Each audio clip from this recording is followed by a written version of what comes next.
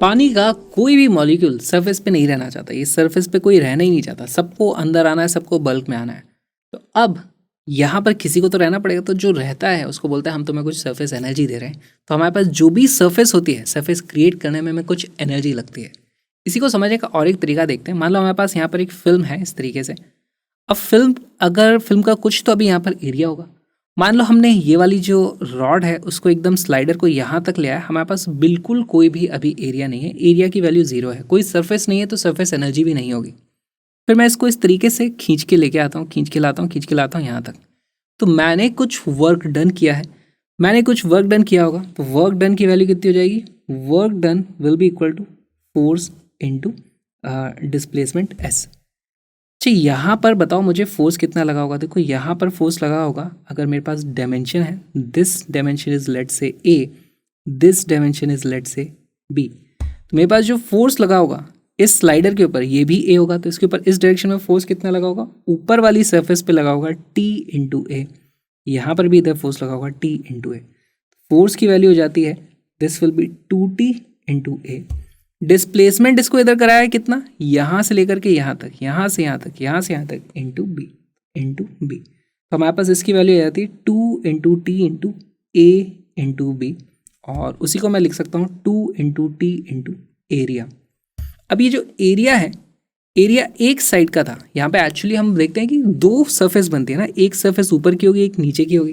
क्या मैं लिख सकता हूँ वर्क डन पर सरफेस एरिया, उसकी वैल्यू आ जाती है, इसका ही हमारे पास हाफ हो जाएगा, तो वही हो जाएगा T into area. Work done पर surface is equal to T into area. तो यही जो वर्क हमने किया है, अब मैं इसको यहाँ से खींच के लाऊं, ये वापस इस तरफ आना चाहेगा, और ये फोर्स हमारे पास कंजर्वेटिव फोर्स होता है, तो उसके कारण पोटेंशियल एनर्जी आ जाती है, और वही पोटेंशियल एनर्जी सरफेस एनर्जी बन के उसमें स्टोर होती है। ये हमारे पास, यही हमें याद रखना है। हमारे पास आ जाता है surface energy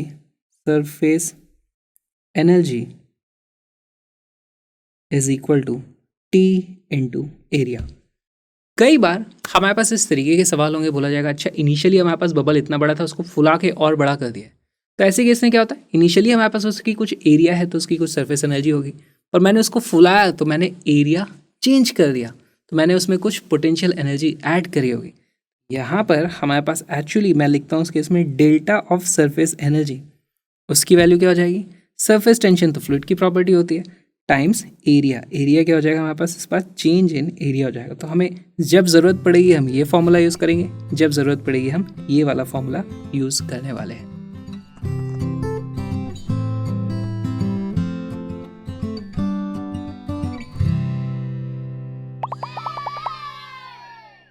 drop and bubble, ये दो चीज़ें हैं जिससे हम सरफेस टेंशन में बहुत ज़्यादा डील करते हैं। इन दोनों में एक छोटा सा डिफरेंस होता है, उस चीज़ को हम देख लेते हैं। ये है हमारे पास ड्रॉप, और इस ड्रॉप में क्या होता है, हमारे पास अंदर यहाँ पर फ्लूइड है और बाहर एयर है लेट से। तो यहाँ पर एयर और फ्लूइड के बीच में सिर्फ एक इंटरफेस होता है, और उसी इंटरफेस को हम क्या बोलते हैं? हमारे पास एक सरफेस है। लेकिन अगर मैं बात करूँ बबल की, बबल के अंदर क्या होता है? लेट से ये सोप बबल है, तो यहाँ पर अंदर एयर ट्रैप होती है, बाहर भी एयर है, और ये हमारे पास फ्लूइड है। तो फ्लूइड में हमारे पास देखो बीच में ही फ्लूइड है, इधर भी एक सरफेस होती है, इधर भी एक सरफेस होती है, तो हमारे पास बबल में दो सरफेसेस होती हैं। तो बहुत बार इसी के कारण आपके ऑप्शंस गलत हो जाएंगे, क्योंकि अगर आपने ध्यान नहीं दिया कहाँ एक सरफेस है कहाँ दो सरफेस है, तो गड़बड़ हो सकती है। अच्छा, हमने और एक चीज़ देखी थी, अभी हमारे पास सरफेस एनर्जी होती है। सरफेस एनर्जी अगर मुझे यहाँ पर लिखनी है, सरफेस एनर्जी क्या होती है? Surface tension into area. तो यहाँ पे surface tension multiplied by area. Area के लिए क्या यूज़ करोगे? 4πr²। यहाँ पर सरफेस एनर्जी कितनी हो जाएगी? यहाँ पे सरफेस एनर्जी हो जाएगी T इंटू एरिया। अब एरिया की वैल्यू क्या है? वो जाती है 4πr² टाइम्स 2। इस केस में हमारे पास डबल सरफेस एनर्जी आ जाती है। अच्छा, इन दोनों का रेडियस एक्चुअली थोड़ा थोड़ा अलग होगा, लेकिन ये जो इन दोनों के बीच में गैप होता है वो एक्चुअली बहुत ही पतला होता है, तो आप दोनों को अप्रॉक्सीमेटली r मान के सॉल्व कर सकते हो, इसलिए ये अप्रॉक्सीमेटली ये काम हमारा चल जाता है। हमें एक्चुअली यही यूज़ करना होता है। अच्छा, यहाँ से हमारे पास एक और डेफिनेशन निकल के आती है। सरफेस टेंशन को आप क्या लिख सकते हो? Surface energy per unit area, या फिर इसको लिख दो surface energy upon surface area. तो कई बार सरफेस एनर्जी टेंशन को इस तरीके से भी डिफाइन किया जाता है, आपको बस यही देखना होता है।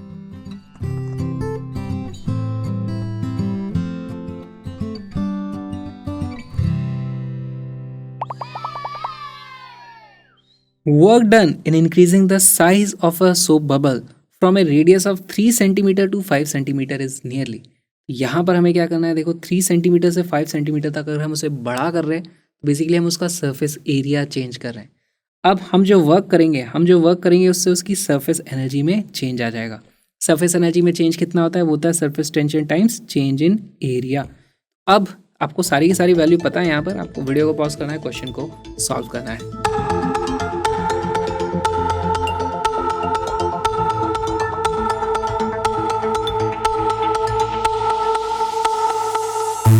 करेक्ट आंसर है ऑप्शन नंबर सी। देखो कैसे आया, हमारे पास वर्क डन की वैल्यू आ जाएगी T into change in area. Change in area कितना है, वो हो जाएगा 4 पाई R2 का स्क्वायर माइनस R1 का स्क्वायर, है ना, मल्टीप्लाई बाय 2 करना मत भूलना। क्यों, क्योंकि यहाँ पर हमारे पास एक्चुअली आप देखोगे बबल में 2 सर्फेसेस होती हैं, तो इसी से बहुत बार गलत हो जाता है, हमारे पास 2 सर्फेसेस।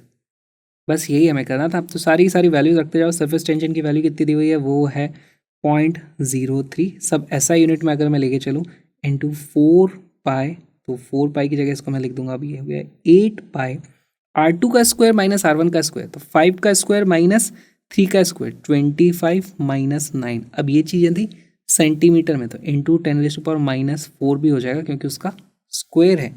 यहाँ से आप देखोगे 8 इंटू 0.03 हो जाता है 0.24 pi into 16 into 10⁻⁻4 joule.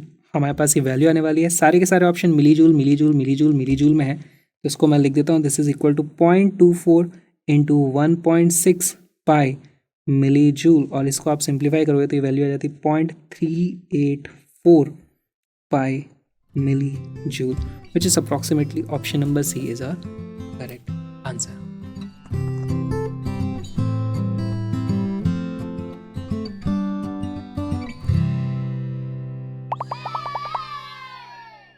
A water drop of radius 1 centimeter is broken into 729 equal droplets.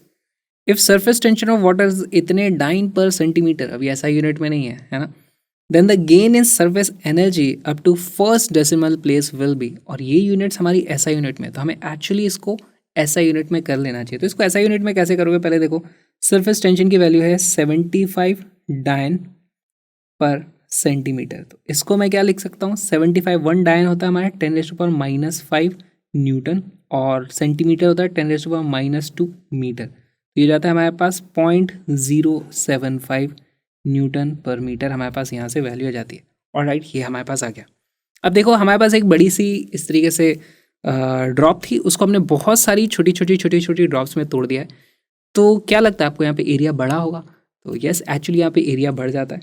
आप क्या लिख सकते हो, इनिशियली आपका कुछ एरिया था, बाद में फाइनली आपका कुछ एरिया हो चुका है, तो आपको जो सरफेस एनर्जी इंक्रीज करी होगी, हमारे पास चेंज इन सरफेस एनर्जी जो आने वाला है उसकी वैल्यू हो जाएगी टी इंटू डेल्टा ए। अब डेल्टा ए कितना हो जाएगा, इसके लिए आप लिखोगे 729 इंटू जो भी इसका एरिया है 4 पाई आर स्क्वायर, इसका भी आप सरफेस एरिया निकाल सकते हो। अच्छा, हमारे पास इसका रेडियस है, लेट से इसका रेडियस है आर, इनका रेडियस है आर। क्या आप इस आर और स्मॉल आर में रिलेशन निकाल सकते हो? देखो यहाँ से यहाँ तक आप गए हो तो आपका वॉल्यूम कांस्टेंट रहने वाला है ना, इसका जितना वॉल्यूम है इन सब का मिलाकर के उतना ही वॉल्यूम रहने वाला है। तो उससे अब आप सारी चीज़ें इन्फॉर्मेशन आपको मिल चुकी है। आपको निकालना है चेंज इन एरिया कितना है। अब वीडियो को पॉज करो, क्वेश्चन को सॉल्व करो।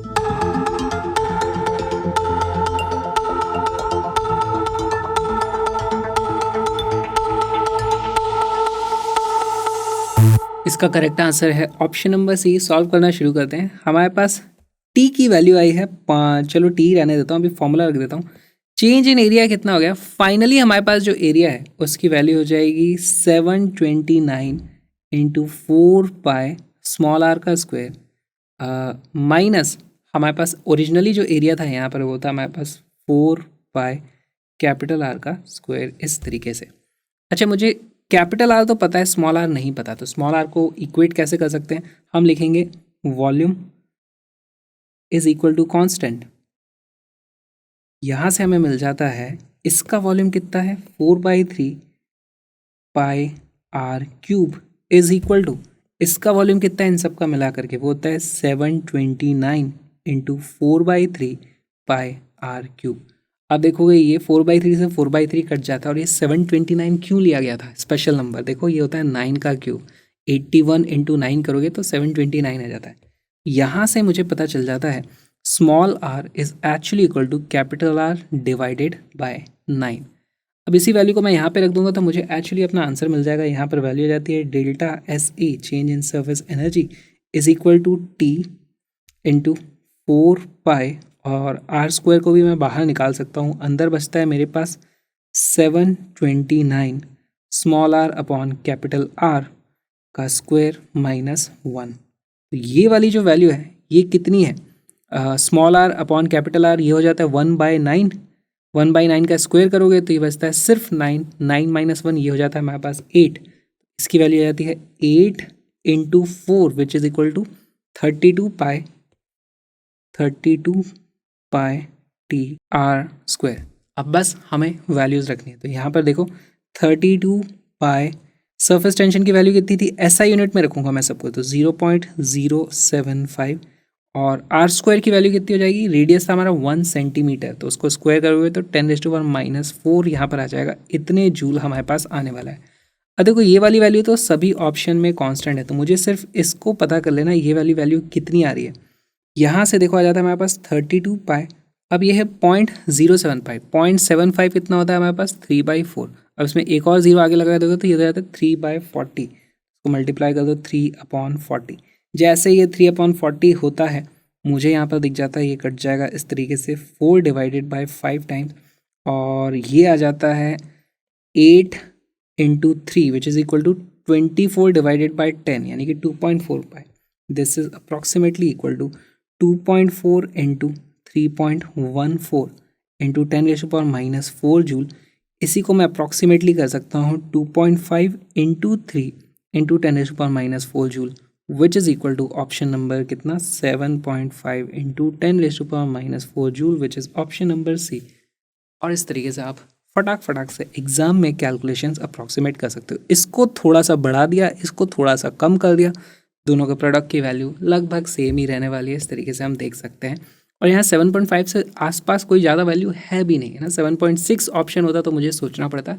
अभी मैं इस तरीके से अप्रॉक्सीमेशन कर सकता हूँ। फ्लूइड मैकेनिक्स का ये छोटा सा वीडियो, एक छोटा सा पार्ट, एक बहुत ही प्यारे से क्रैश कोर्स का, जहाँ पे कलरफुल नोट्स के साथ हमने सिर्फ 40 दिन में, लगभग 1 महीने में कंप्लीट फिजिक्स के कोर्स को कवर कर लिया है। बहुत सारे इंपॉर्टेंट क्वेश्चंस और प्रीवियस ईयर क्वेश्चंस को इंक्लूड किया गया है ताकि आपको इधर उधर भटकना ना पड़े। आप चेक कर सकते हो प्रीवियस ईयर सैम्पल पेपर से कितने % यहाँ पर से इसी में से पेपर आ जाता है। तो link is in the description, उसको ज़रूर देखना, और I wish you all the best. बचाओ।